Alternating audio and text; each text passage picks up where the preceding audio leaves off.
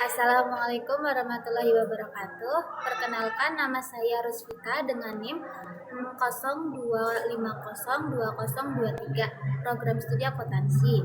Video ini dibuat untuk memenuhi tugas ujian akhir semester mata kuliah Statistika Ekonomi. Pada video ini, saya akan menjelaskan langkah-langkah pengolahan data menggunakan SPSS dengan metode regresi logistik serta menginterpretasikan hasil output yang diperoleh. Untuk langkah pertama, kita klik file, habis itu import data, pilih yang Excel, terus kita cari untuk filenya. Kalau sudah, tinggal diklik, klik open. Kita tunggu. Nah, setelah muncul seperti ini, kita tinggal klik OK. Nah, kalau sudah, di bagian measure-nya itu diganti dengan ordinal.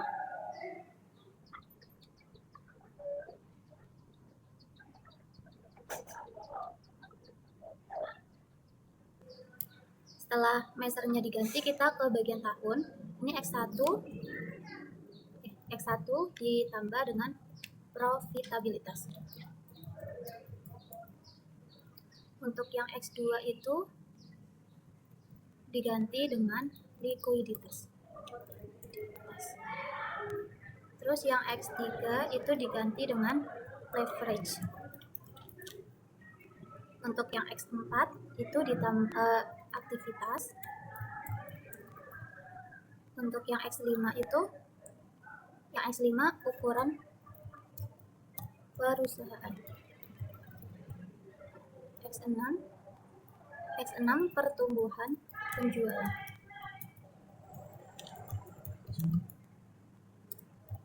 Untuk X7-nya itu diganti kepemilikan institusional. Untuk Y-nya itu diganti dengan financial distress.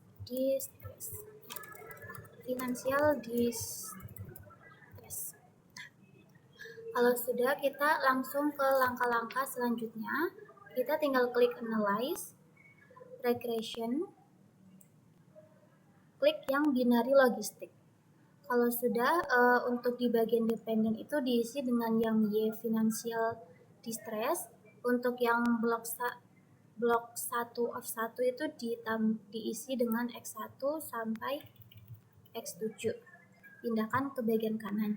Kalau sudah, kita klik option, checklist yang customer show goodness of it sama yang iteration history. Kalau sudah, kita klik continue.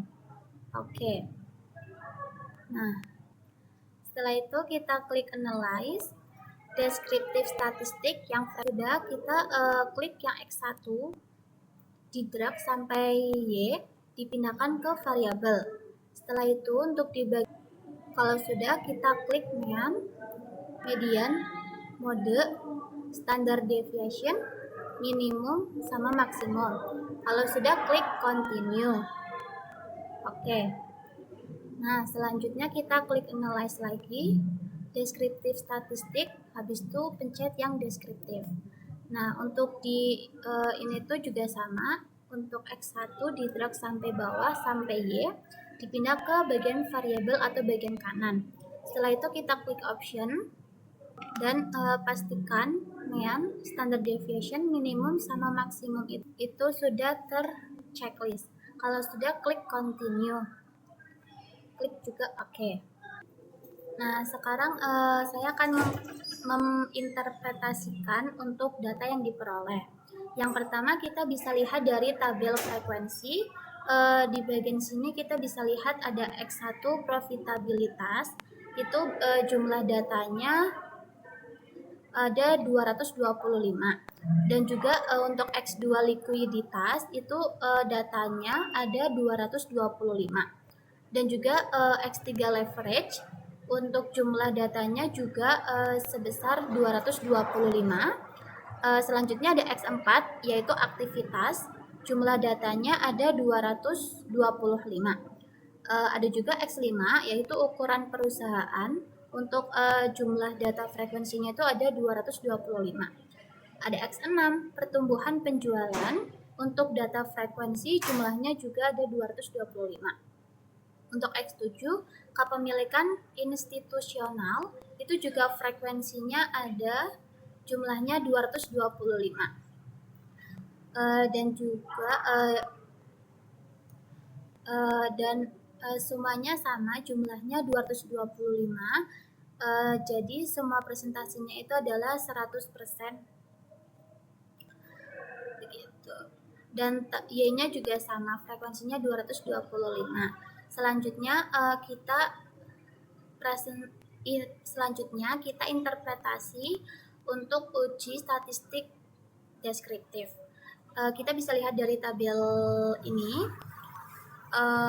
Berdasarkan tabel deskriptif statistik, dapat dilihat bahwa data yang kita olah sebesar 225 dan tujuannya untuk melihat nilai minimum, maksimum, mean, dan standar deviation yang kita olah sesuai data yang diperoleh. Nah, setelah itu kita ke tabel yang case processing summary.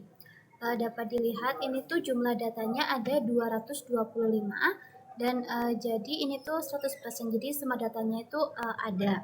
Selanjutnya ada dependent variable encoding yaitu original value terdapat internal value-nya itu 0 dan original value-nya 1 itu terdapat internal value-nya 1. Selanjutnya untuk tabel iteration history. Berdasarkan tabel iteration history di bagian nilai min 2 log likelihood mengalami penurunan dari 184,751 menjadi 180,409 dan proses estimasi berhenti pada iteration keempat karena perubahan parameter kurang dari 0,001. Hal ini menunjukkan bahwa proses estimasi maksimum likelihood telah mencapai konvergensi sehingga model dapat dilanjutkan ke tahap pengajian berikutnya. Selanjutnya kita ke tabel yang iteration history yang ABCD. Berdasarkan tabel ini, nilai min 2 log likelihood mengalami penurunan dari 166,370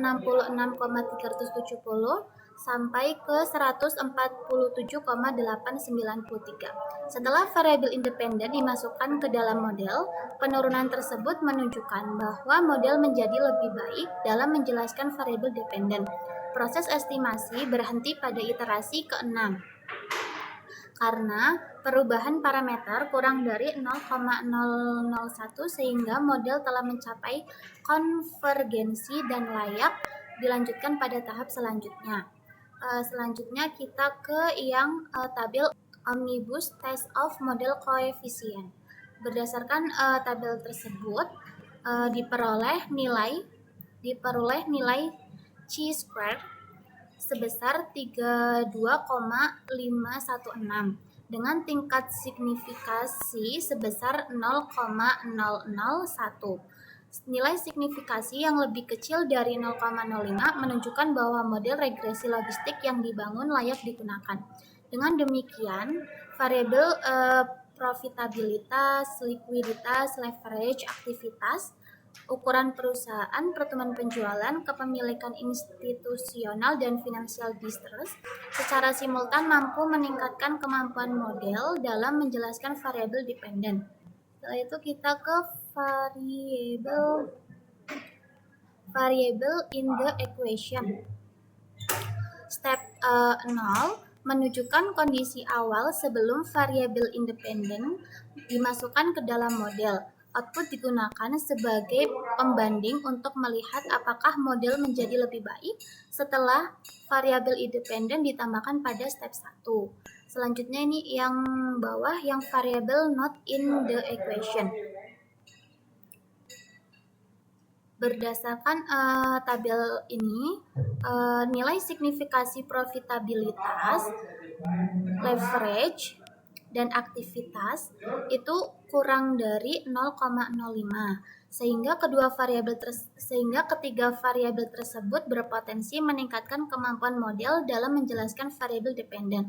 Sementara itu, variabel likuiditas, ukuran perusahaan, pertumbuhan penjualan dan kepemilikan institusional itu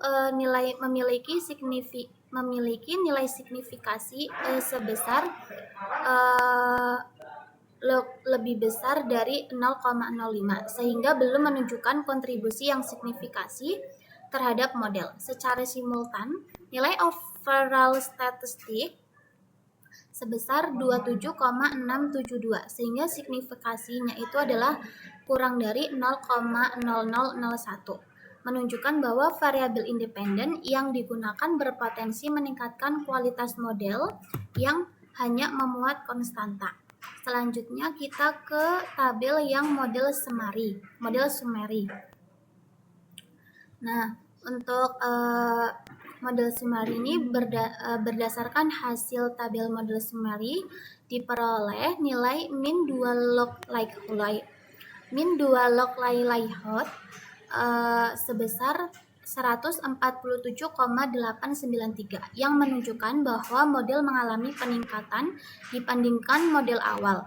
Nilai Cox and Snell R-square sebesar 0,135 dan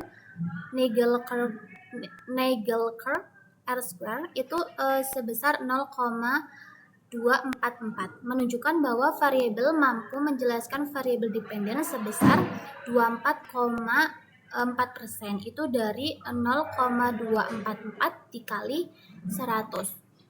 Sedangkan sisanya sebesar 75,6% dijelaskan oleh variabel lain di luar model penelitian. Selanjutnya kita ke tabel yang Hosmer and Lamshaw test. Berdasarkan tabel ini diperoleh nilai chi-square sebesar 5,241 dengan tingkat signifikasi sebesar 0,732. Karena nilai signifikasi lebih besar dari 0,05, maka hetero diterima, yang menunjukkan bahwa model regresi logistik yang digunakan layak digunakan untuk analisis dan pengujian hipotesis selanjutnya. Selanjutnya kita ke variable in the equation. Dari hasil regresi logistik menunjukkan profitabilitas memiliki signifikasi sebesar 0,005 sehingga berpengaruh signifikan pada variabel dependen atau Y, dan nilai XPB sebesar 0,000 artinya tidak meningkatkan peluang dari variabel X1. Demikian pemaparan mengenai langkah-langkah pengolahan data dan interpretasi hasil analisis SPSS dengan metode regresi logistik. Terima kasih atas perhatiannya. Wassalamualaikum warahmatullahi wabarakatuh.